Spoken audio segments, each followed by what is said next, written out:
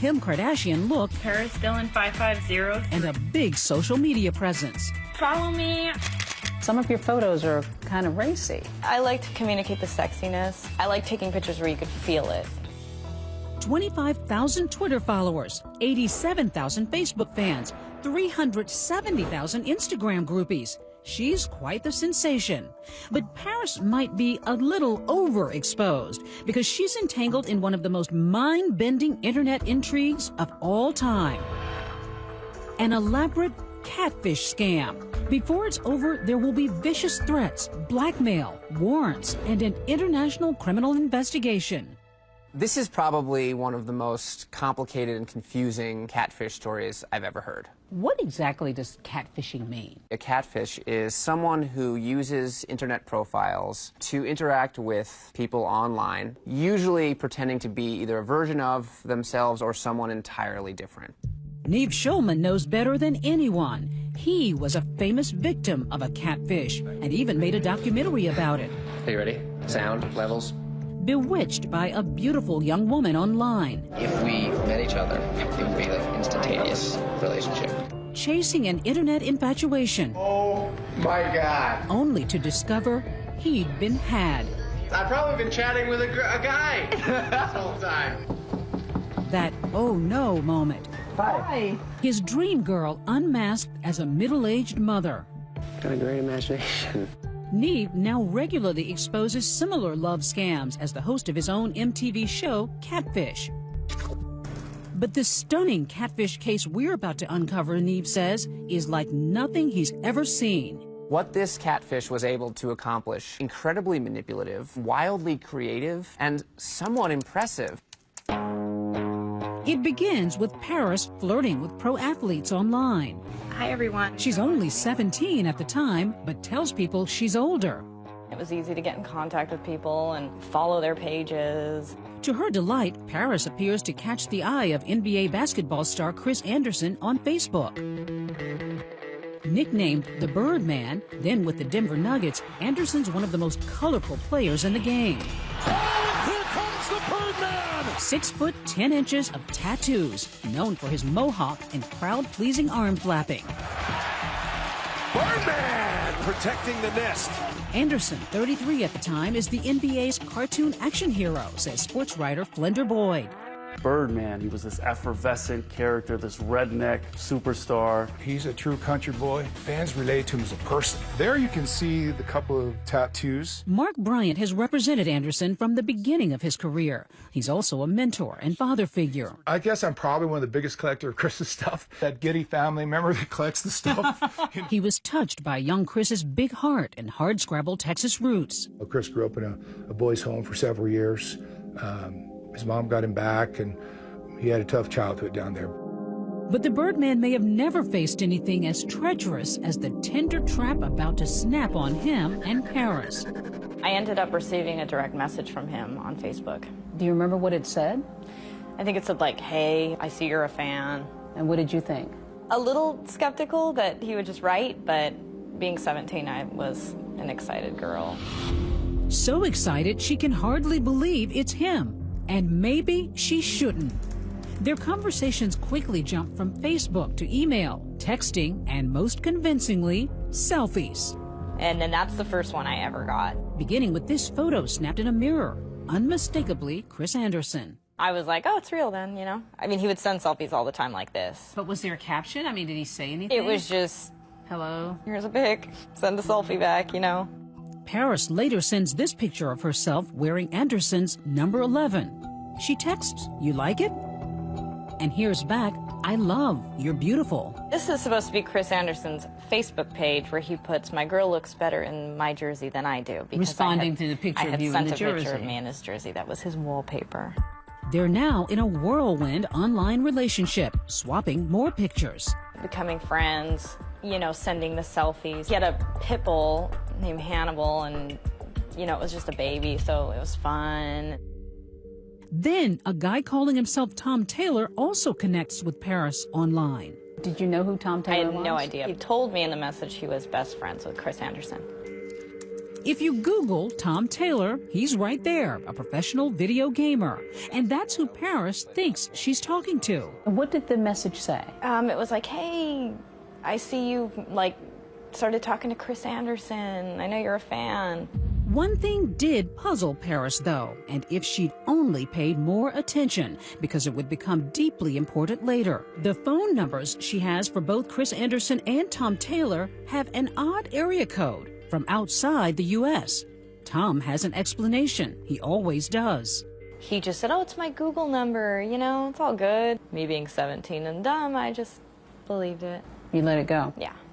She'd regret that later. But the California girl and the NBA star Chris Anderson have other things in mind. Though they're 1,000 miles apart and have never really actually spoken on the phone, their relationship is turning X-rated. Did you send any other photos that might be a little more provocative? Yeah, we exchanged nude photos. Were you worried at all as you're sending these that they could fall into the wrong hands? Honestly, no, not really. I trusted that it was him, and I knew he wouldn't do anything because, of his position. And egging her on is Chris Anderson's supposed friend, Tom Taylor, who suggests that Paris and the Birdman take their relationship into the real world. How does that happen? We're talking, and he's like, I can let you guys meet. He wants to meet you. What did you think when he said, do you two want to hang out? Well, by that point, I was like, yeah, sure. Intrigued by the adventure of her steamy online relationship, Paris accepts an invitation for a weekend rendezvous in Denver. Chris buys a ticket, Paris packs a bag, and concocts a story for her mom. What do you say to your mom?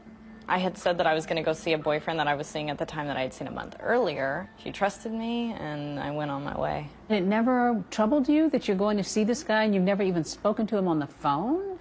No, it didn't. I was just into the texting and the selfies and the pictures. That's what I trusted. That trust would lead to big trouble.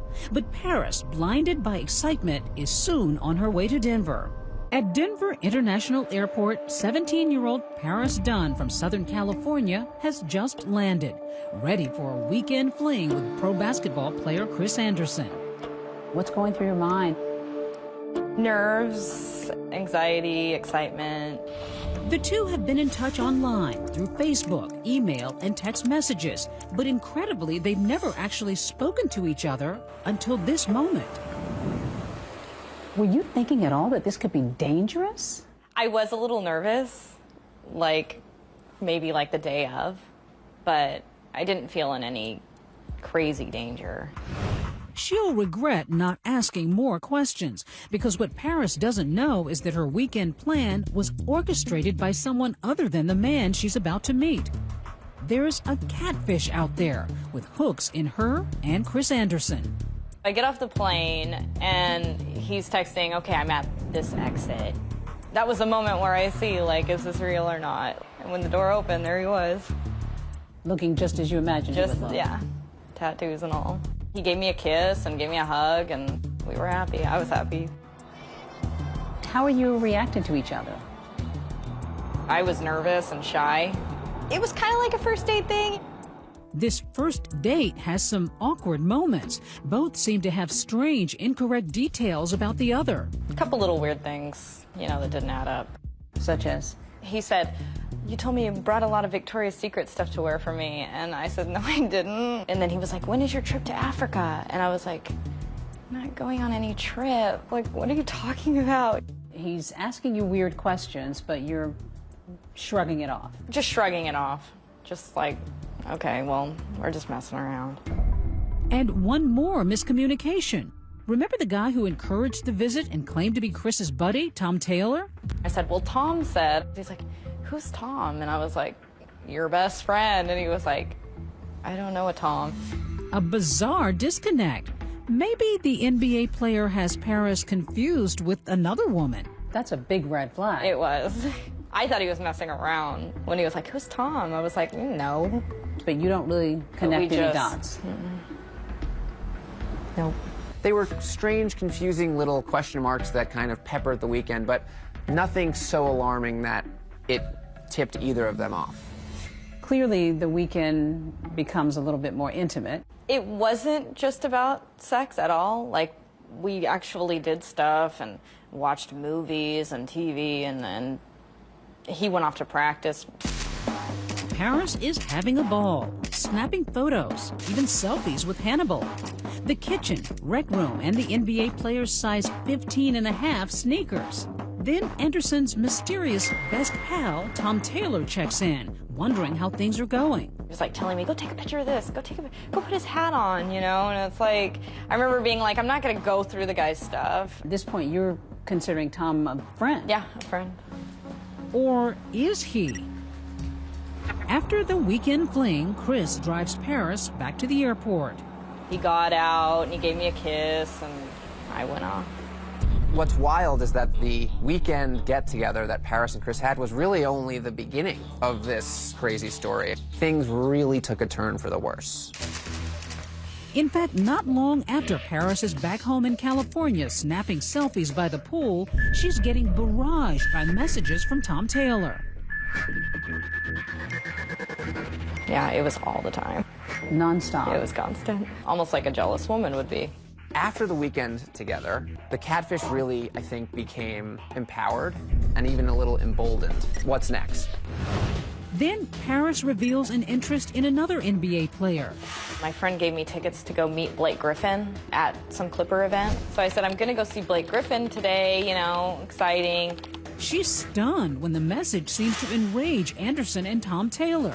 I remember it just got crazy from that point on. That just just set something loose in the head. Taylor now seems to be flaming Paris with angry, abusive text messages. I have folders of nasty text messages. Tons and tons. Tons and tons. What was he saying? He said that he was going to send somebody down there and he was going to have me raped and murdered and thrown on the side of the street. Just because you were going to see Blake? Just because Griffin? I was going to see Blake. Something just went and just set him off. Are you scared? I was scared. I did not like that. And then another frightening threat. Taylor telling Paris that his friend Anderson shared her nude photos with him. Essentially, the Catfish was using Tom to threaten Paris, to say, not only am I going to physically harm you, but those naked photos you sent Chris, I have them. He showed them to me. He sends Paris a link. She clicks, and to her horror, there are her nude photos, all posted on the internet for anyone to see. And I see just all my pictures, my address, my phone number. And these are nude pictures? These are nude photos of me. All my pictures I had sent Chris. All my Chris Anderson pictures. This is pretty creepy stuff. Oh, God, it was terrible. So clearly, this is where the story really starts to escalate. Because this isn't just about power. Now, this is about just anger and real hostility. The Catfish decided, for whatever reason, I'm angry, or I'm jealous, or I'm not happy with how things are going in my life, so I'm going to transfer some of that onto these two otherwise innocent people. Exposed and now threatened, a furious and frightened Paris at last reveals her secret life to her mother. That's when me and my mom called the police. These are underage pictures online, and he's putting my address. So that was immediate. Call the police right there. And what did you hear from the police? We're like, Chris Anderson's involved. You know, they're like small-town police people, so they're like, what? He said, you just opened a can of worms. A can of worms that would include the near destruction of a sports star's career. The Chris Anderson case centers around Anderson's involvement with a 17-year-old girl. Westbrook ahead to Durant. February 2012, 2 months after a weekend rendezvous between Paris Dunn and Denver Nuggets star Chris Anderson, the Birdman, playing in this game in Oklahoma City, gets a hair-raising email and hands the phone to his lawyer, Mark Bryant, sitting courtside. He looks at me and goes, well, so what, man? And it's the girl's mother. What does she say? I know what you did. It's an email supposedly from Paris Dunn's mother, telling Anderson that spending the weekend with her daughter was a huge crime because Paris is underage, barely 17. That's news to Anderson. She booked through a travel agent of Chris's and gave a date of birth that matched 21. And how did she come through the airport and everything else with security with that date of birth? She's threatening to ruin Anderson's life and career unless he pays thousands of dollars. A full extortion. So she's threatening to ruin Chris's career. You're going to get sued, and he's going to go to prison, and all these threats. The NBA player with a mild manner and a big heart now finds his career in jeopardy, a career he worked hard to build. The guy had made his way, he pounded his way out of the dirt, and then this. I respond back, you're talking to his attorney. There's nothing that's happened here that's criminal. You're engaged in extortion. Go away. And even if Paris is only 17, Anderson's relations with her are legal in Colorado. But those nude photos are another matter. That amounts to child pornography. Chris didn't do anything wrong, but it's embarrassing. This is a man who's beloved in his community. It would ruin him. To protect Birdman, who's like a son to him, Bryant quietly sends $3,000 to a PayPal account to make the whole thing go away. $3,000. Yes, ma'am. And then you thought it was done. I thought it was done. But it wasn't. A few months later, out of the blue, Chris Anderson is pulled over by the Douglas County, Colorado Sheriff's Department. And that's when it started. Chris had actually left his house to go to practice, and they executed the warrant when he left. Did he have any idea what was happening? We didn't know what was going on. We had no idea. Deputies and the Internet Crimes Against Children unit swarm Anderson's home. And we start today with that developing story. Investigators seizing computers from the Larkspur home of Chris Birdman Anderson. The sheriff's department was tearing his house apart. They took his computers, they took his phones. We were in the playoffs at the time. I mean, that story, it broke. We now know what evidence investigators are looking for on his home computer. The Chris Anderson case centers around Anderson's involvement with a 17-year-old girl. It was on every TV station, everywhere. Everybody was conjecturing. There were media trucks posted up on his lawn, and it was all over the evening news, all over social media. Deputies collect Anderson's electronic devices. His computer and several computer-related devices like thumb drives have been confiscated. The sheriff's office telling us he's cooperating in the investigation and he is not under arrest. As far as the police can tell, Paris, underage, did in fact meet with and sleep with Chris Anderson, and there are these photos that Chris has apparently posted. So now, as far as the police department can tell, they're dealing with a case of child pornography. What was kind of an innocent weekend get-together from an online relationship, now it's all collapsing on Chris Anderson. Which is just crazy. I mean, I can't even imagine what Chris must have thought. On social media, Anderson's being called a child molester. A cloud of suspicion settling over him. Some of the fans started to say some pretty nasty things. Yes, ma'am. It was hard on Chris. And people were putting labels on him. We always knew you were some kind of dangerous freak. Hey, pedophile, what's up? The negative attention is too much for the Denver Nuggets. Chris Anderson is let go. He lost out on a lot of money, he lost out on endorsements, and I think that was probably the least of his worries. It was his reputation that took such a battering at that time. He felt like he lost that. He lost himself, he lost that ability, he may be out of the NBA, and what is this? So all of that just came raining down. And in California, Paris is feeling betrayed by Chris Anderson. A piece of me was, God, how could this happen? I can't even believe it. And then another piece of me was like, oh, good, you know, if you're going to do stuff like that, well, you obviously were asking for it. This is Bird, Mile High Sports, Dime Magazine. Tattoo artist John Slaughter says he's gotten to know the Birdman well over 15 years of inking him. It was just a disgusting ordeal that I wouldn't wish on my worst enemy. He says the scandal got under his friend's skin so much that Anderson had to leave town. He was like a staple in Denver. He had to leave. He left here because people were so cruel and so disrespectful, and they had no idea what was going on. It was the worst.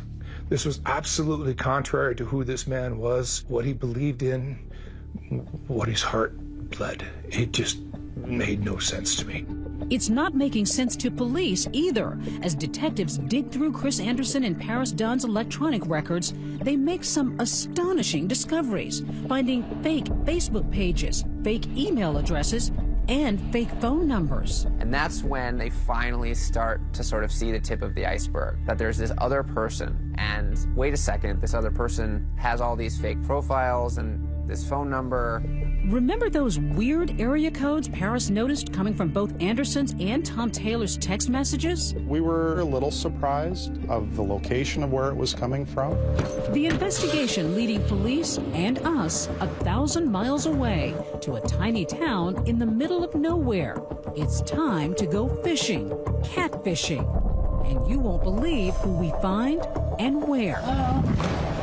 At 36,000 feet, we're in search of one of the most cunning internet scam artists of all time.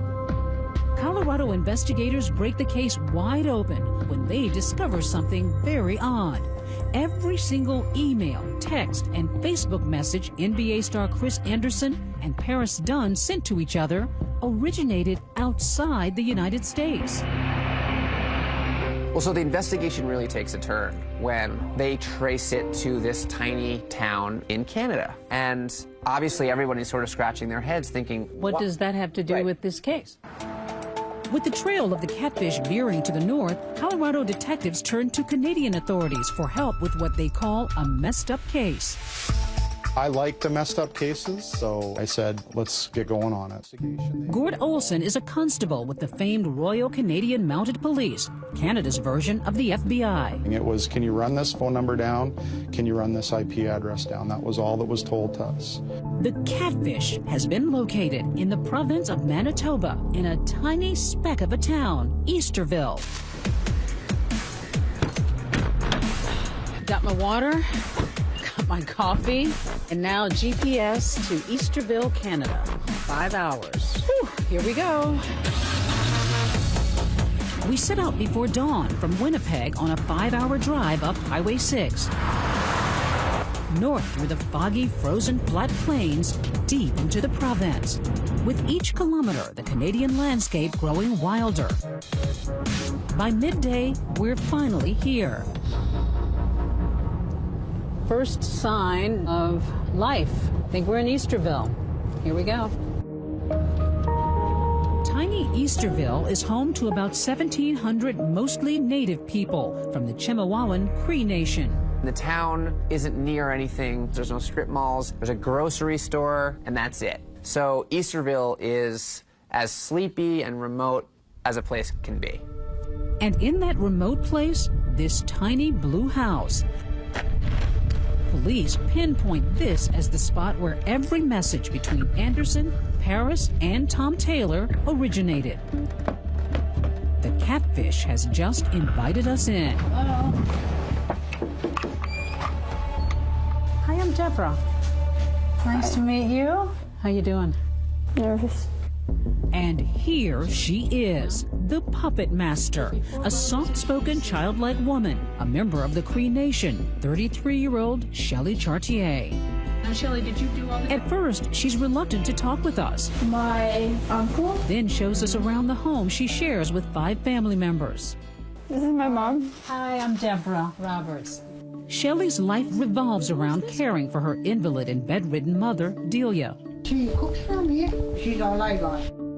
She tells us she was bullied at school and dropped out at age 12. For so many kids that age, that's what life is about, school. So what did you do with yourself? I got online. I went through a period where I didn't leave my house for 11 years. 11 years? Mm-hmm.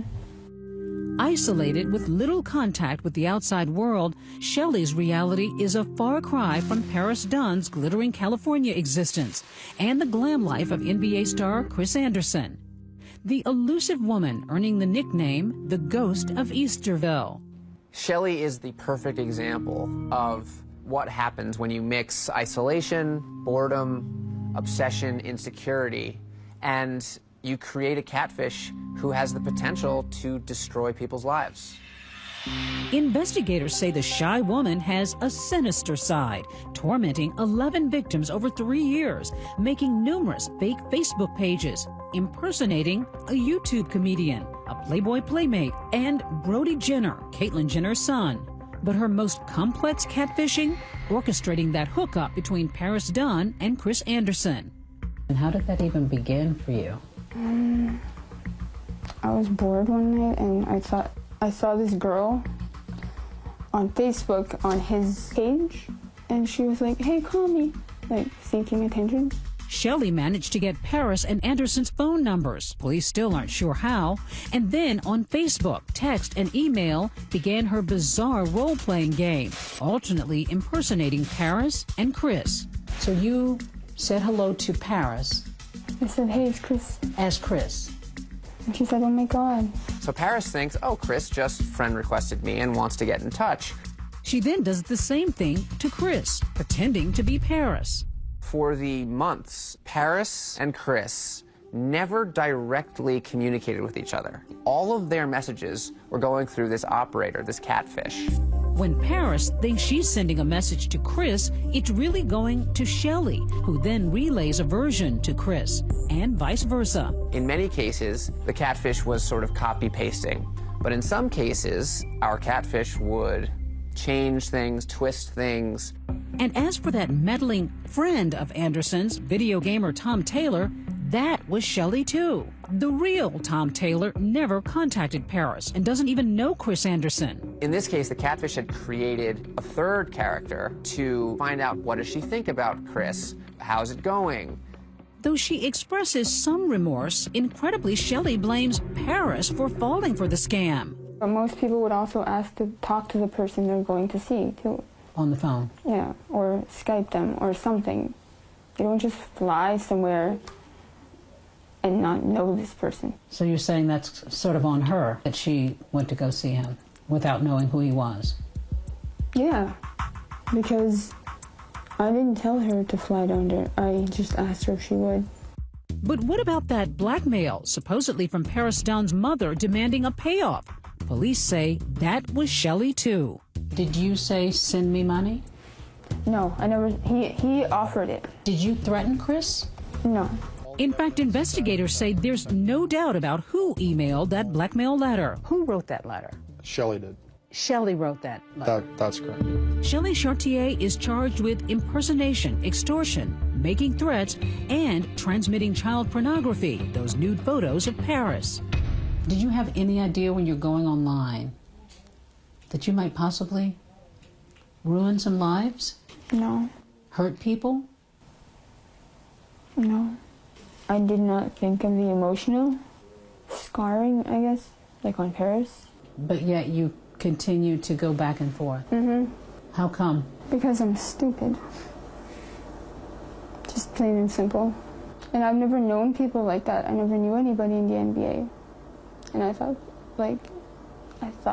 that was cool, I guess. This is the house? That's it. Let's take a look. I mean, we love this house. I mean, we had a lot of good times here. The good times all gone at Chris Anderson's former Rocky Mountain retreat, even though police now say the Birdman and the real Tom Taylor did nothing wrong. Not suspects, but victims of that wily woman up in Canada. When you heard that Chris's life is being controlled and ruined by this woman, what did you think? I was mad as hell.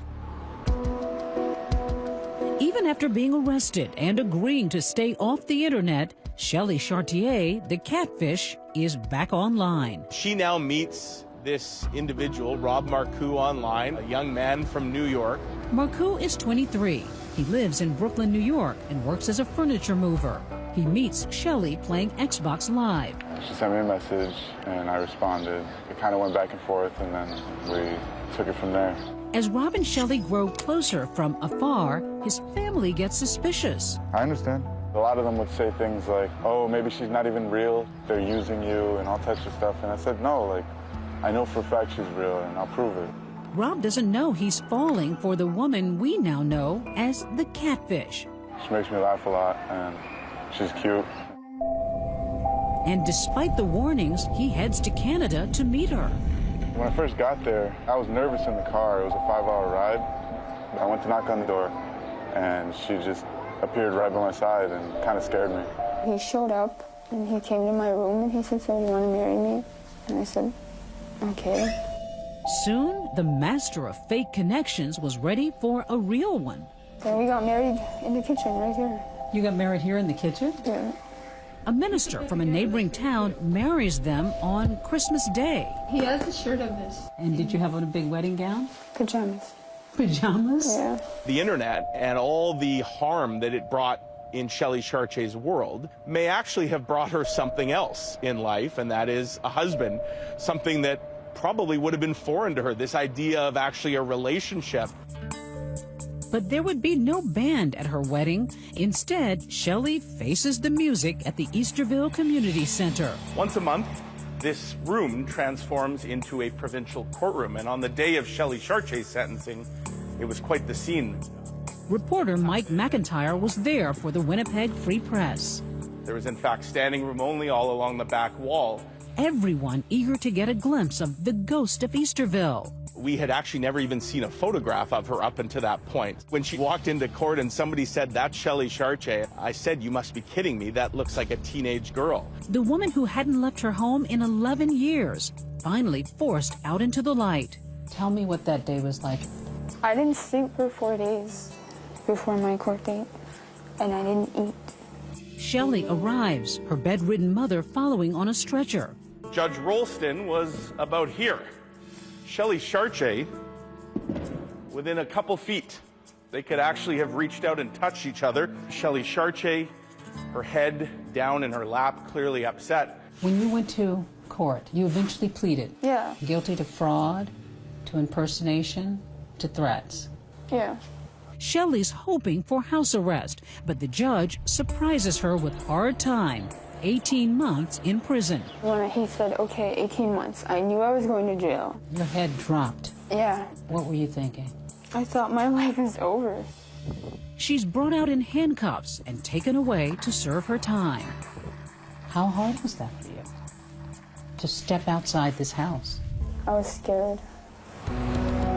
Being locked up, away from the phone and computer screens, forced to interact with other people, has actually been good for Shelley. In some strange way, you found your life after you went to prison. I was scared to go out. I was scared to do anything. Very scared of life. I got a job there, I worked, and I learned how to talk to people. For somebody who really has no friends, who's had little outside contact with the world, jail could actually turn out to be a blessing. A blessing for Shelley, but what about the victims left in her wake? If you could say something to Paris, what would you say? I just feel really bad for her because I basically used her in every way. But when it comes to her other victim, Chris Anderson, Shelley has a lot less remorse. What would you say to Chris Anderson if you could say something to him? I don't know. For 2 years, his life was ruined. I don't even know what happened to him. What happened after Colorado? Listen to Shelley play dumb. He basically was kicked off his team. To where? He lost his endorsements. Where did he go? Here comes the Birdman! He eventually went to Miami. Flapping his wings! Did they win? They did. Poor guy. After everything NBA star Chris Anderson has been through, Like the guy in the White House may have been the last place he'd expect to find himself. But there he is in January 2014, along with LeBron James and the rest of the Miami Heat, being honored for a championship season. Everybody on this team participated. Birdman, Birdman's tattoos, Birdman's mohawk. After the blackmail and child porn accusations, Miami took a chance on Anderson, something he'll forever be grateful for, says friend and attorney Mark Bryant. What a great trust and opportunity they gave us. So continue following me, and thank you very much. As for Paris, she's still out there online, and tonight will likely get an even bigger following. And the Catfish who nearly wrecked their lives? After a year behind bars, Shelley Chartier walked out of prison. Her new husband, Rob, right there to meet her. I'm still taking it in, the whole thing. She now begins serving 2 years of probation. One of the conditions, no internet without court-ordered supervision, which could be tough for her. Check out the ironic T-shirt she was wearing when we FaceTimed a couple of days after her release. What does your shirt say? Born on the internet.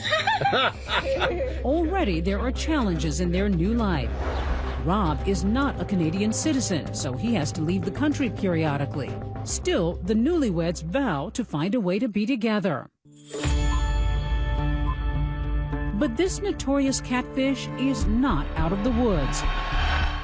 Colorado has a warrant for her arrest. If extradited and convicted, she could face 24 years in prison in the U.S. Do you think it'll happen?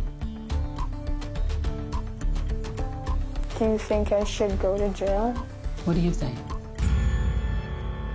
I don't know what you think. No, I mean, what do you think? I'm not asking you what I think. I think I've done my time. But don't tell that to Shelley's victim, Paris Dunn. When you heard that she was convicted, given 18 months in prison, is that enough? I don't think it's enough. I wish it was more, of course.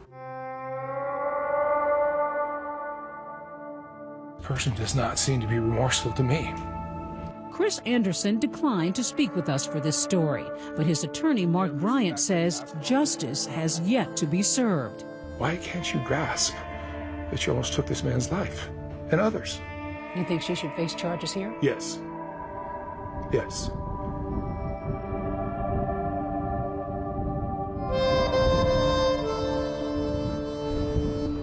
Now and again, neighbors catch a glimpse of the former ghost of Easterville, leaving behind those dark waters of the internet.